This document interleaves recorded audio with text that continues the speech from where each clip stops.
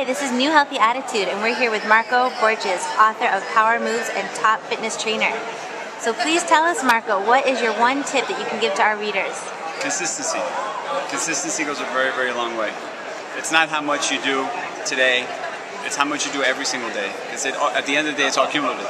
So some people go and run 10 miles and then consume way too many calories and undo everything that they've just done.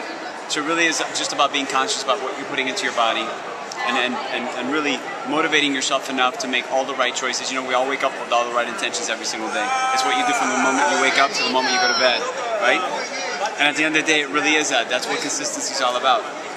Remaining true to the notion, to the thought, to the lifestyle that you've set out to accomplish. Whether it's, you know, I think that it's not about how many years you live. It's about the quality of life, you know, and functional living. You know, functional living is a term that most people don't hear because they're 90. That's great, but I don't want to be in a wheelchair from the time I'm 60 to 90, or I don't want to be sedentary. I want to be out there. I want to be skiing. I want to be snowboarding. I want to be doing all the things that I'm doing now. As long as I'm alive, as long as I'm on this planet. So I try to do as much as possible on a daily basis to maintain that consistency, to keep that, you know, we all aspire for greatness.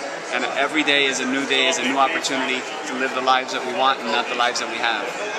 You know, you're never going to be as young as you are today. So absolutely. Why not make the most of it? Right? Well, those are motivating words if I've ever heard some. Thank you. Wow, what do you think gets in most people's way? You know, themselves. I think that we live in a world of instant gratification, and it's all about right now, right this second, what makes me feel good right now. But they forget to think that, they forget to follow that thought, how am I going to feel the second I finish doing what I think makes me feel good now?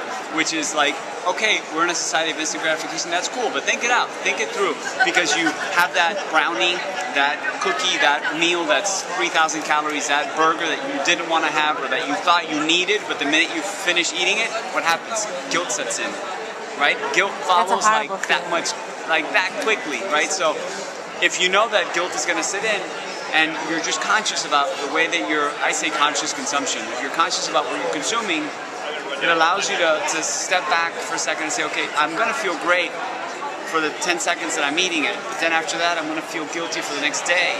Then I'm going to want to run myself to death or work myself up to death. And you never really feel good because it's almost like, I say it's an abusive relationship with food. You're in a relationship that's really abusive because you never really feel good about it. You don't feel good when you're eating because you eat the wrong foods. And then when you don't eat, you're starving, so you don't feel good. So you're in this like sort of purgatory where you never feel like right. Everything feels a little off.